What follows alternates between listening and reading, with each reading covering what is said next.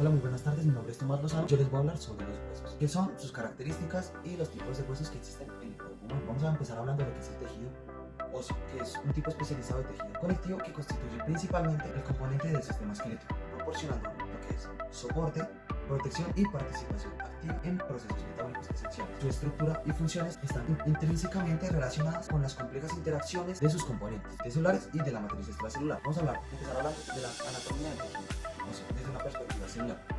El tejido óseo está constituido por tres principales tipos de células. Los primeros, los osteoblastos, que son células responsables de la síntesis y mineralización de la matriz ósea durante el crecimiento y la regeneración. Estas células derivan de las células mesenquimales y mediante la producción de colágeno tipo 1 y proteínas no colágeno, como lo es la osteocalcina. Estas crean una matriz orgánica que luego mineraliza mediante la deposición de fosfato de calcio en forma de hidroxiapatita. Hablamos de los osteocitos, que son osteoblastos maduros que han quedado atrapados en la matriz mineralizada que ellos mismos han sintetizado. Están localizados en pequeñas cavidades llamadas lagunas y son responsables del mantenimiento del tejido óseo, así como de la regulación de su remodelación. Los osteocitos están interconectados a través de prolongaciones citoplasmáticas que discurren por los canalículos, lo que permite comunicarse y responder a estímulos mecánicos y químicos. Los osteoclastos son células multinucleadas especializadas en la resorción ósea y provienen de la función de percusiones hematopoyéticos de la línea de monocitos macrófagos y se localizan principalmente y específicamente en las superficies óseas donde se lleva a cabo la remodelación ósea. Liberan enzimas lisosómicas y ácidos que disuelven los componentes mineralizados y descomponen la matriz orgánica del hueso, facilitando así su reabsorción. Ahora hablemos un poco de la matriz extracelular del hueso. Está compuesta por dos componentes fundamentales, orgánicos y los inorgánicos. El componente orgánico representa aproximadamente el 30% del peso del hueso. Incluye principalmente colágeno tipo 1, que proporciona resistencia a la tracción, junto con proteoglicanos y glicoproteínas, que contribuyen a la organización de la matriz. El componente inorgánico está formado predominantemente por cristales de ciapatita, que constituyen aproximadamente del 60 al 70% del peso del hueso en seco, otorgándole esa rigidez y dureza, que es principalmente una de las características del hueso. El hueso también contiene una proporción significativa de agua que representa entre un 5% y el 25% de su peso total y desempeña un papel crucial en los procesos bioquímicos de la remodelación y resistencia. Ahora, a nivel microscópico, el hueso compacto está organizado en unidades llamadas ostiones o sistemas aversianos, que son estructuras cilíndricas que contienen un canal central conocido como el canal Haves, que es por donde transcurren vasos sanguíneos y nervios. Alrededor de este canal se disponen de forma concéntrica y láminas de matriz ósea mineralizada. Las células óseas situadas en lagunas entre estas láminas se comunican a través de los canalículos, formando una red que facilita el intercambio de nutrientes y desechos entre los osteocitos y los vasos sanguíneos. Para funciones del tejido óseo, ¿para qué sirve? Bueno, el tejido óseo desempeña funciones críticas, tanto estructurales como metabólicas. El soporte estructural. Los huesos nos proporcionan un marco rígido que sostiene el cuerpo y la forma, permitiendo ese anclaje de los músculos y facilitando el movimiento a través de las articulaciones. El segundo, que es la protección de órganos, actúa como una barrera que resguarda los órganos vitales como el encéfalo, que es protegido por el cráneo, o el corazón y los pulmones, que están protegidos por la caja torácica. Otra de las funciones de los huesos es el movimiento, que junto con el sistema muscular, el esqueleto forma un sistema de palancas que transforma la contracción del músculo en un movimiento. Si las articulaciones entre los huesos permiten una amplia gama de movimientos, desde las más simples hasta las más complejas. Ahora hablemos de la homeostasis mineral, de todas las funciones. Los huesos actúan como reservorio dinámico de minerales, en especial del calcio y el fósforo, los cuales son liberados o almacenados en respuesta a las demandas metabólicas del organismo, contribuyendo así a la regulación de los niveles de estos minerales en la sangre. Otra función es la hematopoiesis en el tejido óseo esponjoso, específicamente en la médula ósea roja. Se lleva a cabo la hematopoiesis, proceso mediante el cual se producen los elementos formes de la sangre, glóbulos rojos, glóbulos blancos y plaquetas. Clasificación del tejido óseo. Desde un punto de vista estructural, el tejido óseo se clasifica en dos tipos, el cual es el tejido óseo compacto, que está constituido por la parte externa de los huesos largos y está organizado en ostiones que le confieren la gran resistencia a las fuerzas de compresión y la tracción. Y está el tejido óseo esponjoso, que está localizado principalmente en el interior de los huesos y tiene una estructura trabecular que le otorga ligereza y alberga la médula ósea. Aunque es más frágil que el hueso compacto, su disposición en trabéculas permite distribuir las cargas y resistencias en varias direcciones. Ahora vamos a hablar de los tipos de huesos, porque hay distintos tipos de huesos, no solo uno, que según su morfología y función, los huesos se clasifican en diferentes tipos. Huesos largos, que son huesos predominantemente tubulares, con diáfisis alargada y dos epífisis. Ejemplos incluyen el fémur, el húmero, el radio, el cúbito, que permiten la locomoción y soportan el peso corporal. Los huesos cortos, que tienen una forma aproximadamente cúbica y especializan en proporcionar estabilidad con un rango muy limitado del movimiento. Un ejemplo podría ser los huesos del carpo de la muñeca o el tarso del pie. Otro tipo de huesos son los huesos planos, que son delgados y generalmente tienen una curvatura, como lo son los huesos del cráneo y el esternón, cuya función principal es la protección de órganos internos y la inserción muscular. Otro tipo de huesos son los huesos irregulares, de forma compleja, como las vértebras y los huesos del rostro, que están adaptados para funciones de protección y de soporte. Hay otro tipo de huesos que son los sesamoideos, que se centran dentro de los tendones y mejoran el apalancamiento de los músculos, como son la rótula, que optimiza la función del cuádriceps femoral en la rodilla. Mi nombre es Jonathan David Castañeda y a mí me correspondió el tema de tipos de fuerza en los huesos y sus diferentes fracturas, además de tocar el tema de diferentes reparaciones que se le puede realizar a cada uno de estos. Bien, para comenzar con el tema podríamos decir que los huesos no solo actúan como un caparazón o un armazón el cual sostiene todo el músculo del cuerpo humano, sino que también pueden ser sometidos a diferentes tipos de fuerzas. Esto haciéndonos alusión a que cada uno de los huesos tiene cierta forma, resistencia, capacidad que lo hace cumplir diferentes expectativas o diferentes funciones en el cuerpo humano. Entender todo esto es fundamental, ya que el cuerpo humano día con día está comprometido a realizar diferentes tipos de fuerzas. Esto puede ocurrir en muchos aspectos de la vida. También, si no se tiene buena conciencia de esto, puede llegar a causar fracturas o lesiones. Así que comencemos con el primer punto o la primera fuerza, que sería la fuerza de compresión. Esta fuerza tiene la característica específica de empujar los huesos de los extremos hacia adentro. Es decir, esta fuerza es común en los huesos donde se realiza mayor movimiento, como lo podrían ser las piernas. Algunos de los huesos que más pueden simbolizar este tipo de fuerza podrían ser, por ejemplo, el fémur, tibia y peroné. Esto puede ocurrir mientras estamos caminando o estamos de pie, ya que son los que resisten mayor o tienen mayor compresión al momento de realizar cualquier movimiento en este estado. La característica específica que tiene este tipo de huesos es que son bastante robustos, su composición es muy densa y es fuerte, especialmente en áreas donde se aplica mayor presión, como antes mencionado, las piernas o como en las vértebras. Un ejemplo podría ser cuando estamos de pie. Es uno de los ejemplos más claros, ya que si yo estoy de pie, en este caso la columna vertebral está sosteniendo el peso constante, o es decir, está ejerciendo una presión debido al peso de la parte superior de mi cuerpo, es decir, de esta manera. Número 2, la fuerza de tracción, más conocida también como la fuerza de tensión. Esta fuerza se conoce y es caracterizada porque actúa estirando, digamos que el hueso en direcciones opuestas. Digamos que esta es una de las más particulares, ya que van muy de la mano con el músculo, ya que el músculo al contraerse genera un tipo de fuerza, o podríamos decir que también llega a tirar el hueso de manera tal que puede llegar a generar algún tipo de movimiento. De esta misma manera, aunque los huesos son un poco más débiles en temas de resistencia y de la tracción, podríamos decir que se tiene como un mecanismo, entre comillas, para distribuir toda la presión durante todo el hueso. Un ejemplo muy común sería poder, por ejemplo, hacer una flexión de brazo, ya que el bíceps está haciendo o generando un estilo de tracción sobre el radio y el antebrazo. Número 3, la fuerza de torsión, que en sí es una de las más curiosas, ya verán por qué. Digamos que de esta manera,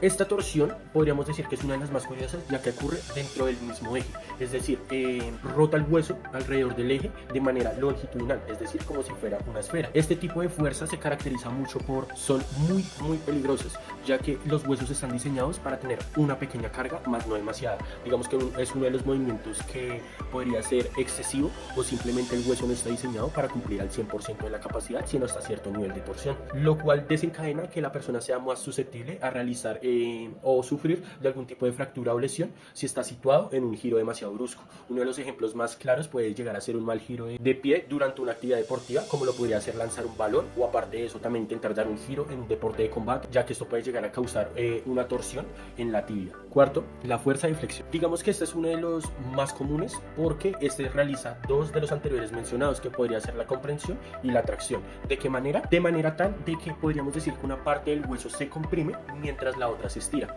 Esto es bastante curioso, ya que esto también es generado por una curvatura. Ya lo veremos más adelante con el ejemplo. Sin embargo, podríamos llegar a decir que, digamos que huesos largos, como lo podría ser por ejemplo el fémur o también el húmer, pueden llegar a resistir, muy entre comillas, cierto tipo de flexión, pero en exceso puede causar algún tipo de fractura. Un ejemplo muy claro podría ser cuando intentas caer en el suelo y intentas apoyarte con todo el brazo, pero todo el brazo obtiene el peso al caer con el brazo extendido, ya que esto puede causar que el húmero se fracture debido a la flexión del brazo. Y como quinto y último tenemos la fuerza de cizalla o cizallamiento. Este también es uno de los más complejos, ya que no es muy común, pero es parte fundamental del movimiento humano, siendo cuando el hueso produce una fuerza que actúa en direcciones opuestas, pero de manera paralela. ¿De qué manera? De manera tal que las superficies internas del hueso, para que estaré dejando unas imágenes, se deslizan unas sobre otras. Digamos que este también tiene un punto muy remarcado, y es el tema de que puede llegar a ser peligroso tanto para el ser humano como para sus propios huesos. ¿Por qué? Por el simple hecho de que los huesos no están hechos para resistir por demasiado tiempo o resistir bien la fuerza de cizalla, y puede llegar a causar fracturas bastante graves. Algunos de los ejemplos más claros podrían llegar a ser en un accidente de coche. Al recibir el impacto, la fuerza que actúa sobre el fémur puede generar cizallamiento, esto provocando fracturas más graves, o inclusive puede llegar a causar algún tipo de lesión donde se fracture o se desportillen los huesos. Yo encontré y se me hizo muy interesante hablar sobre uno de los temas más comunes en la debilidad en los huesos, como lo podría ser la osteoporosis. Este estudio lo encontré en los archivos venezolanos de farmacología y terapéutica, volumen 20, número 1 de 2001, hecho en Caracas en febrero de 2001, el cual recibe el nombre de factores de riesgo, prevención y tratamiento de la osteoporosis. Podríamos decir que la osteoporosis es una enfermedad esquelética la cual se caracteriza por una baja densidad ósea y un deterioro temprano en la microarquitectura de todo el sistema óseo, o más bien conocido como el tejido, lo cual trae consigo una fragilidad mucho mayor y una susceptibilidad para aparición de nuevas fracturas de diversos niveles. Un dato muy importante sobre el artículo que encontré es la prevención de la osteoporosis, la cual estaré dejando por acá. Digamos que hay diferentes estrategias para evitar o tener una prevención precoz o de una temprana aparición, las cuales podemos evitar de una manera mucho más libre, o sí, podemos llegar a incentivar a las personas y a los jóvenes en su cambio o estilo de alimentación y de vida: alimentación balanceada, suficiente aporte de calcio, corrección de factores de riesgo, eliminación de malos hábitos tabáquico, lo cual significa que se baje el consumo de tabaco, y además de esto también bajar o moderar la ingesta de alcohol y de café, ya que muchas religiones ya que en muchas culturas es bien visto, y eso es algo que se debería moderar de una manera más precisa. Y ya por último, una de las partes más importantes, el ejercicio y la vida sana. Muchas gracias. Hola, mi nombre es Natalia Romero y hoy les hablaré acerca de un artículo que nos relaciona dos enfermedades y esto cómo afecta motrizmente, motormente a nuestro cuerpo. Bueno, el artículo tiene como título Evaluación del componente mecánico de la articulación de cadera afectada por descalcificación ósea empleando métodos fractales, por José Luis Soto, en el año 2022. Básicamente, este autor nos habla de dos enfermedades, la osteopenia y la osteoporosis. En este caso, las dos se relacionan con la densidad ósea, solo que una, de acuerdo a la puntuación T, es menor que la otra. La puntuación T nos habla que la osteopenia es una pérdida de densidad ósea en una medida de -1 hasta -2,5. Y ya para hablar de osteoporosis hablamos desde -2,5 en adelante. La osteoporosis se caracteriza mucho más por el riesgo de fractura. En este caso, como datos estadísticos, tenemos que las mujeres tienen un riesgo del 44% a comparación de los hombres, que tienen un riesgo del 12% de fractura. Esa es como la diferencia entre estas dos enfermedades. Básicamente, el artículo nos habla de que justamente nuestra cadera tiene pues múltiples funciones. Una de ellas es la estabilidad y los movimientos muchas veces estáticos para sostener nuestra parte inferior.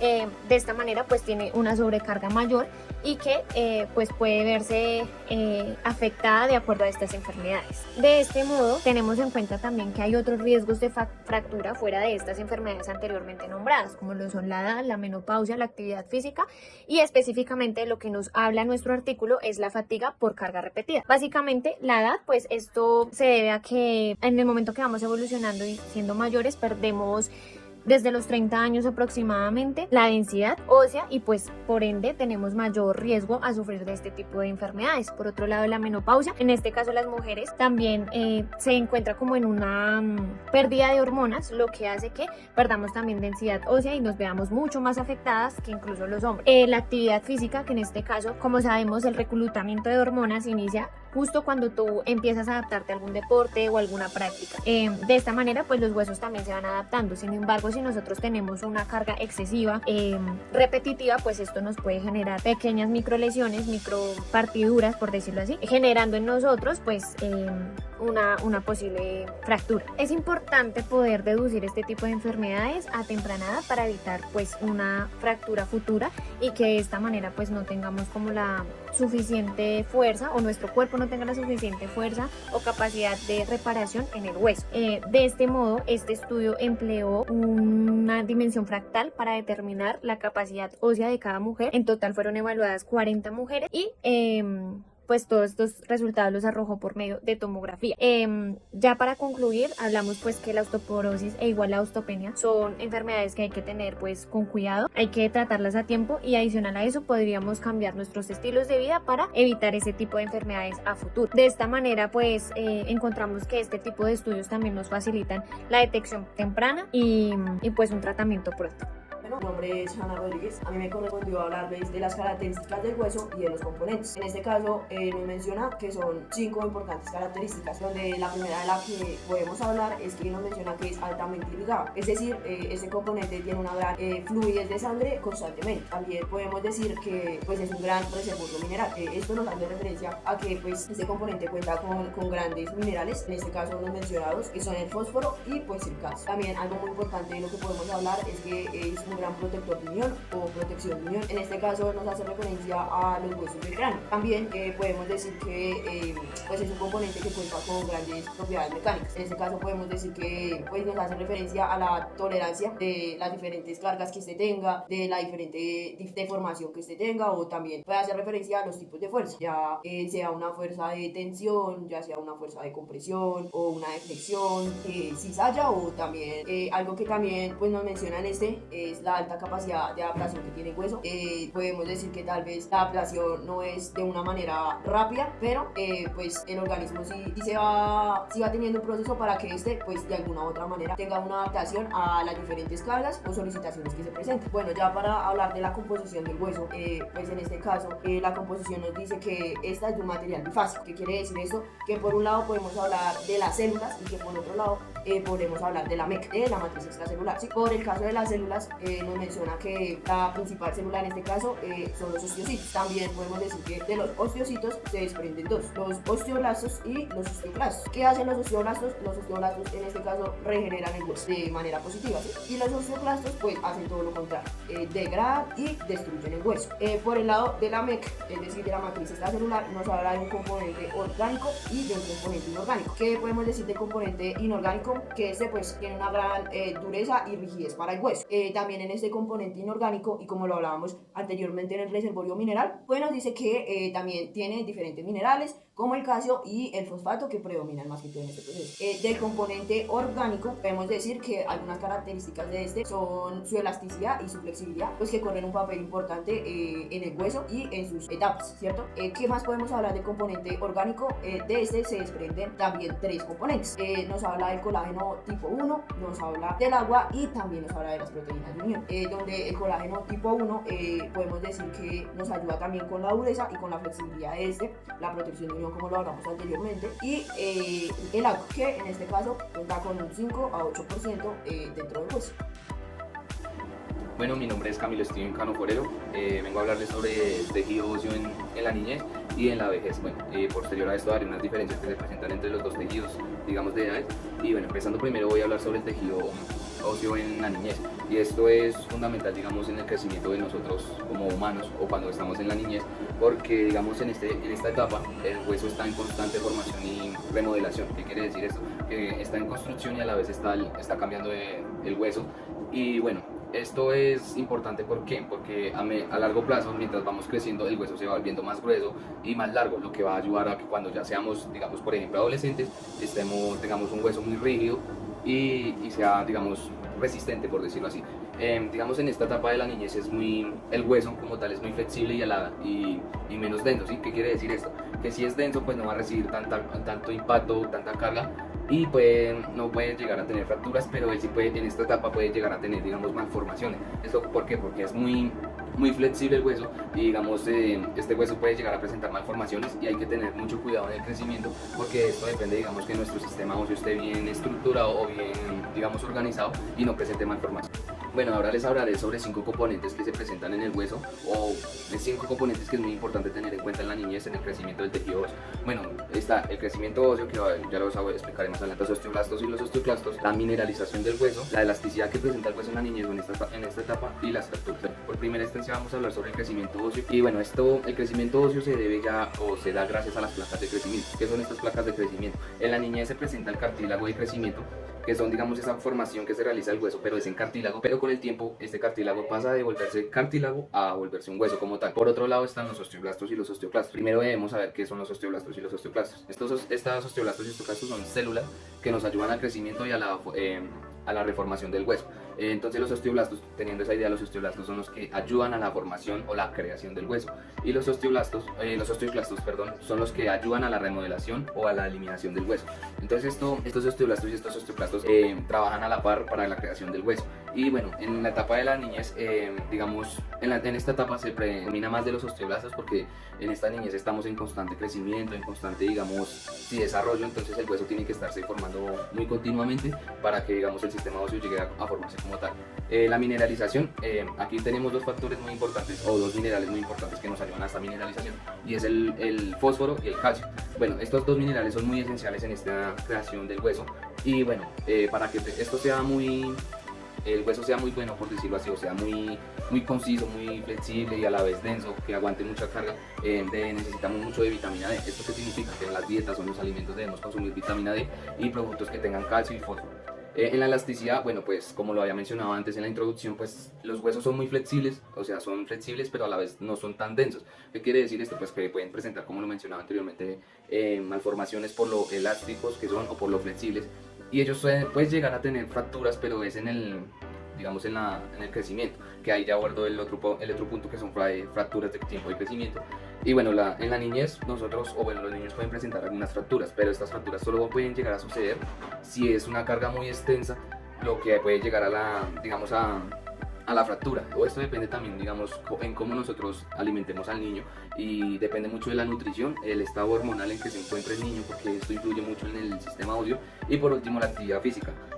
¿Qué quiere decir esto? Si un niño es sedentario o no es sedentario, pues también puede influir en las fracturas que él pueda. Bueno, ahora les hablaré sobre el tejido óseo en la vejez. Bueno, el tejido óseo en la vejez sufre varios cambios, ¿sí? Digamos, estos cambios se producen por el pasar de los años, y es un proceso natural que se debe, digamos, como surgir o pasar por el envejecimiento, ¿sí? Estos cambios, ¿qué cambios son? Bueno, pues se disminuye la densidad ósea que se presenta en los huesos, y de igual forma, al perder esta densidad ósea, pueden llegar a ser mayores a sufrir, ¿sí? Entonces, ¿esto qué quiere decir? Que el deterioro constante del hueso, pues ya, digamos, el hueso no va a ser tan fuerte, y a cualquier golpe o a cualquier caída, va a sufrir alguna fractura, ¿sí? Voy a abordar, digamos, este tejido óseo de la vejez con 5 factores igual que el anterior. Voy a hablar sobre la pérdida de la masa ósea, la osteoporosis, la reducción de la elasticidad, cambios hormonales y el déficit del calcio y la vitamina D. Bueno, en primera instancia voy a hablar sobre la pérdida de la masa ósea, y bueno, esta pérdida de la masa ósea se debe a la, digamos, descomposición del hueso. ¿Esto qué quiere decir? Que con el pasar del tiempo, esa creación, remodelación que se produce en el hueso, pues va a pasar factura, por decirlo así. Entonces, ¿qué es lo que pasa en este momento, o cuando ya llegamos a la vejez? Que esto sucede entre, algunos estudios hablan de 40, 45 a 50 años que puede empezarse a padecer de esta pérdida de masa ósea. Bueno, es que esto qué pasa, que los osteoclastos superan, por decirlo así, si sabemos, los osteoclastos son los que remodelan, o remodelan el hueso, o los que hacen que como eliminar el hueso, ¿sí? O sea, eliminarlo para crearlo, por decirlo así. ¿Qué pasa? Que este valor aumenta, entonces lo que hace, digamos, acá aparece lo que es la pérdida o la densidad ósea, se disminuye, ¿sí? Entonces esto es porque los osteoclastos están en este nivel y los osteoblastos están en este. Ya cuando llega la vejez, este aumenta y el otro baja. Ahora la osteoporosis es la pérdida de la masa ósea. Y bueno, ¿esto qué quiere decir? Como lo he venido hablando en todo, la pérdida de la masa ósea puede que presente, digamos, ya fractura. Hay artículos, hay investigaciones que abordan que